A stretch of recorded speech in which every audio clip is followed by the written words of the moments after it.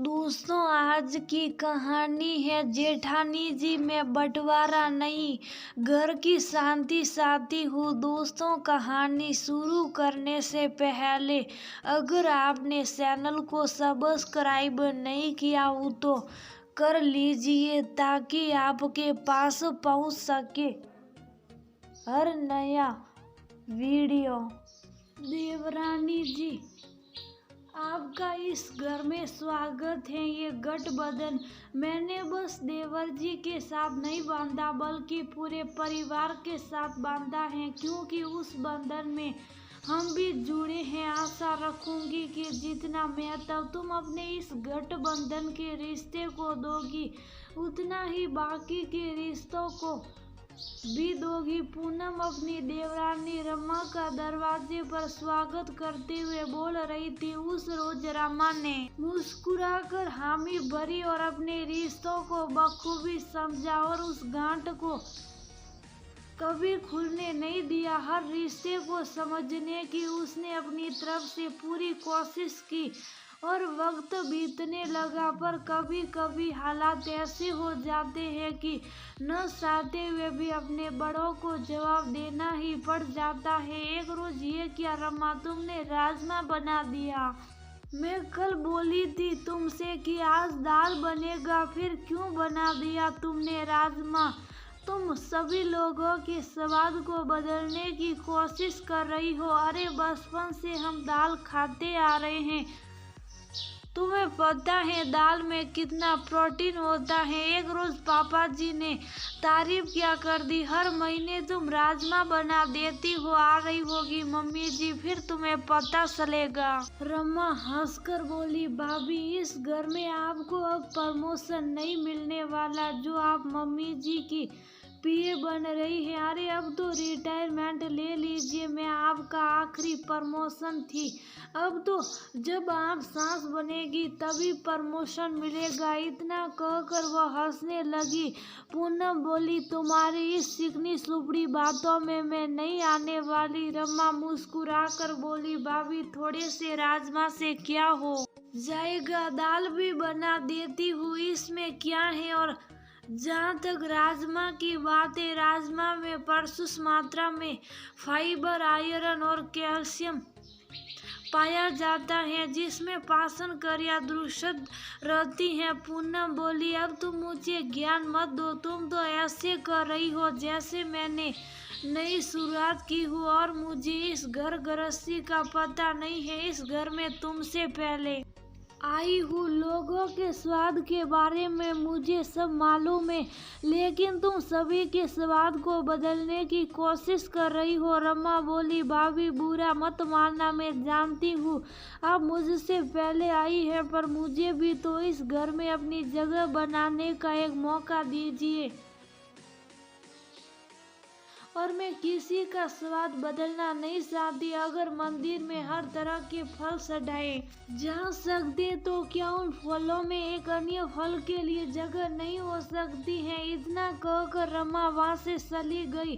तभी वहां उनकी सास कावेरी जी आई। जैसे ही पूनम कुछ कहती वह बोली, बहू मैंने तुम दोनों की बात सुनी है, मैं जानती हूँ तुम्हें सादा खाना बनाने की आदत है, पर अगर छोटी बहू कुछ दूसरा बनाना चाहती है तो बनाने दो। जब तक जिम्मेदारी अपने छोटों को दोगी नहीं तो वह कैसे सीखेंगे? मिलजुल कर काम करो तो रसोई में शांति और लोगों का जायका कभी बिगड़ता नहीं, क्योंकि नाराज गृहिणी स्वादिष्ट खाना नहीं बना सकती है।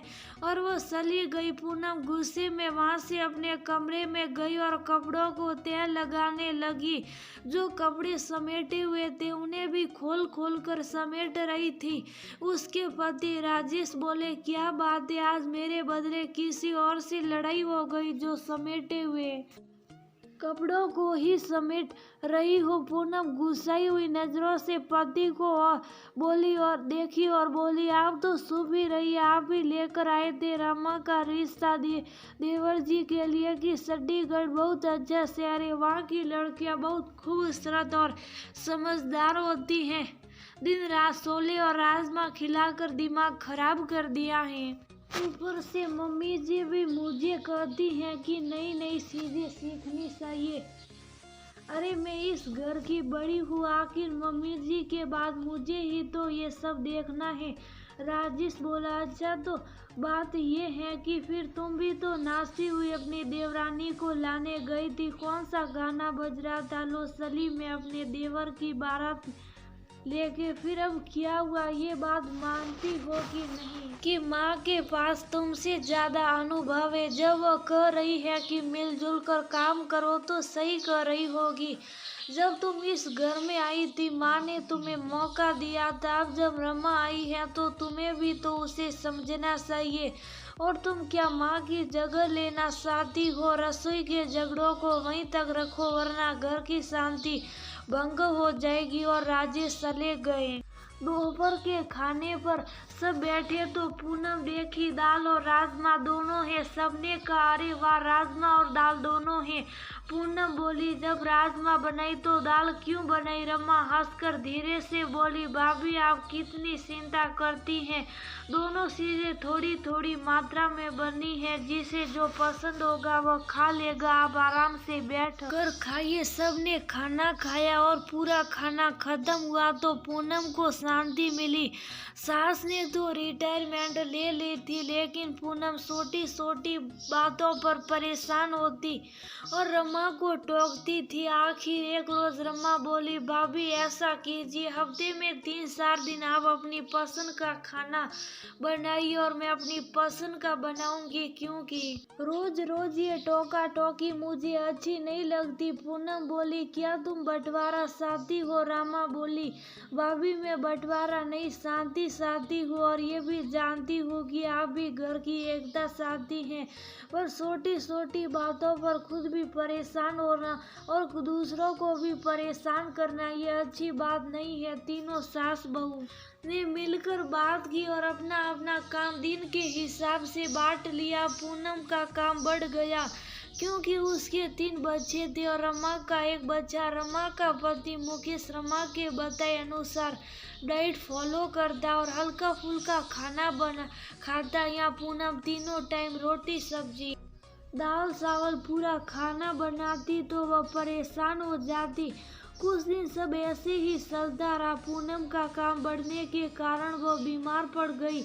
रमा ने पूरे घर की जिम्मेदारी बखूबी संभाली। जैसे ही वह ठीक हुई फिर से उसने टोकना शुरू किया। एक रोज कावेरी जी बोली, बड़ी बहू जानती हूँ तुम्हें अनुभव हो चुका है, पर तुम तो मुझसे भी ज्यादा टोकती हो, मेरे साथ तो निभ गया, पर तुम्हारी देवरानी तुम्हारी क्यों सुनेगी? इस तरह तो तुम दोनों के रिश्ते पर दरार आ जाएगा। पूनम कुछ कहती उससे पहले कावेरी जी बोली, बहू जब तक हम अपने छोटों को जिम्मेदारी देंगे नहीं वह अनुभवी कैसे बनेंगे? जब तुम बीमार थी उसने तुम्हारे साथ पूरे घर को संभाला। मिल बांट कर काम करने से काम हल्का हो जाता है। थोड़ी अपनी कहो थोड़ी दूसरों की सुनो, तभी घर संसार चलता है। आशा करती हूँ तुम मेरी बातों को समझ गई होगी। इतना कहकर कावेरी जी चली गई। तभी रमा आई और बोली, भाभी आज मैंने राजमा नहीं बनाया है, आप बता दीजिए कौन सी दाल बनानी है? पूनम की आंखों में आंसू था। वह रमा को गले से लगाकर बोली, रमा की अपनी भाभी को बड़ी बहन समझकर माफ कर पाओगी? रमा बोली, भाभी ऐसा मत कहिए, शायद मेरी गलती थी, मैं ही सब कुछ जल्दी सीखना चाहती थी। पूनम बोली, नहीं मैंने तुम्हारे साथ अच्छा व्यवहार नहीं किया। ये बात मुझे देर से समझ में आई कि मुझे यहाँ कोई प्रमोशन नहीं मिलने वाला। अब जो सब खाना चाहेंगे हम वही बनाएंगे, न तुम्हारी न मेरी, सबके पसंद का खाना बनेगा। पूनम की बात सुनकर रमा हंसने लगी और कान पकड़कर अपनी गलती की माफी मांगी तो पूनम ने उस गले से लगा लिया। अब डाइनिंग टेबल पर सबकी पसंद का खाना बनता था। ये देखकर कावेरी जी बहुत खुश थी कि अपनी दोनों बहुओं को जिस बंधन में बांधकर वह इस घर में लाई थी आज वह पूर्ण हुआ। अब उनकी जिम्मेदारियों को संभालने के लिए दो बहुएं तैयार हैं।